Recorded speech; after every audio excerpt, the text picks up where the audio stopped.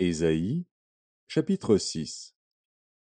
L'année de la mort du roi Osias, je vis le Seigneur assis sur un trône très élevé, et les pans de sa robe remplissaient le temple. Des séraphins se tenaient au-dessus de lui. Ils avaient chacun 6 ailes, 2 dont ils se couvraient la face, 2 dont ils se couvraient les pieds, et 2 dont ils se servaient pour voler. Ils criaient l'un à l'autre, et disaient: Saint, Saint, Saint est l'Éternel des armées. Toute la terre est pleine de sa gloire. Les portes furent ébranlées dans leurs fondements par la voix qui retentissait, et la maison se remplit de fumée. Alors je dis: Malheur à moi!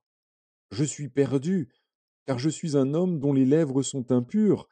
J'habite au milieu d'un peuple dont les lèvres sont impures, et mes yeux ont vu le roi, l'Éternel des armées.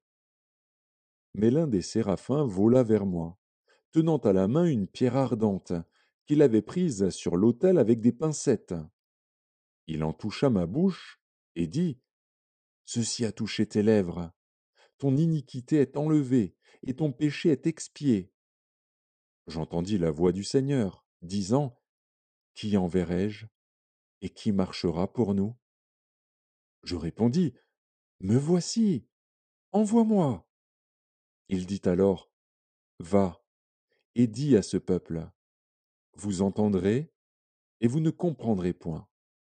Vous verrez et vous ne saisirez point. Rends insensible le cœur de ce peuple, endurcis ses oreilles, et bouche-lui les yeux, pour qu'il ne voie point de ses yeux, n'entende point de ses oreilles, ne comprenne point de son cœur, ne se convertisse point et ne soit point guéri. Je dis: Jusqu'à quand, Seigneur?